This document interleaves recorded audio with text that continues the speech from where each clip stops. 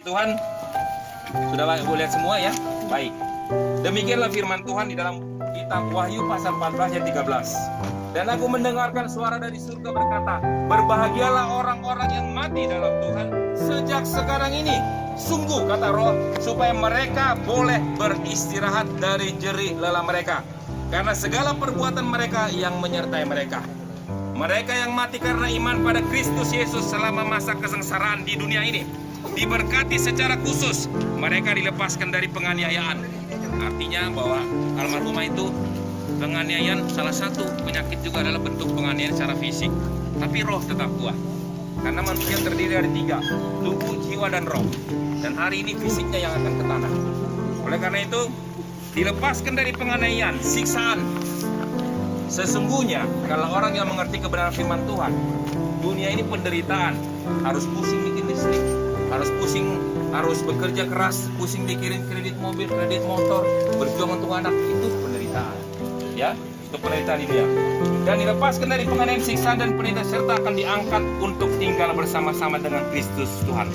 Jadi segala penderitaan, perasaan, kekesalan, kekecewaan, kegembiraan, semua sudah ditinggalkan di dunia ini dan tanah ini. Sebentar kita akan melakukan proses pemakaman.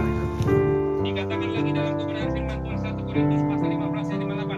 Karena itu saudara-saudara yang kekasih, berdirilah teguh, jangan goyah. Amin. Dan giatlah selalu dalam pekerjaan Tuhan. Apa itu pekerjaan Tuhan? Pekerjaan Tuhan bukan hanya di gereja. Pekerjaan Tuhan bukan hanya di tempat-tempat ibadah. Tapi pekerjaan Tuhan apapun profesi kita. Supir-supir yang baik. Kita menjadi apa lagi? Menjadi karyawan yang baik, itu pekerjaan yang baik. Karena semuanya melalui koridor daripada kebenaran firman Tuhan. Alkitab mengatakan ketika kita taat kepada pemerintah, pemerintah itu hamba Tuhan. Dalam Roma pasalnya 13 ayat 1. Oleh karena itu, kita harus melakukan bagian-bagian kita dengan maksimal. Hal yang berikut dikatakan, sebab kamu tahu bahwa dalam persekutuan dengan Tuhan jerih payahmu tidak sia-sia. Kata persekutuan dengan Tuhan seperti ini di dalam proses pemakaman ini juga sebuah persekutuan. Kenapa? Kita ada unity, ada kesatuan, ada intimasi, ada kebersamaan dengan Tuhan. Karena nama Tuhan yang dipermuliakan di tempat ini. Tidak ada satu manusia pun yang dipermuliakan dunia. Itu hanya dapat prestasi, apresiasi, apalagi piagam piala, tetapi akhirnya mati juga. Tapi Yesus mengatakan, anulah akulah kebangkitan dan hidup. Barang siapa percaya kepada aku, dia akan bangkit ketika dia pun mati. Amin. Saudara percaya bahwa almarhumah akan dibangkitkan kelak ketika Tuhan datang? Amin.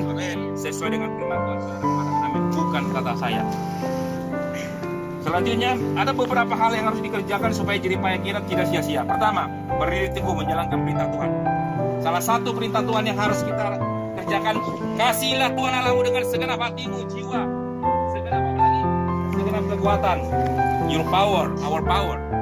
Kita punya kekuatan, punya kesehatan, lakukan semuanya untuk mengasihi Tuhan. Melalui apa? Melalui mengasihi sesama, melalui mengasihi istri, anak, mengasihi orang tua, mengasihi teman. Ya.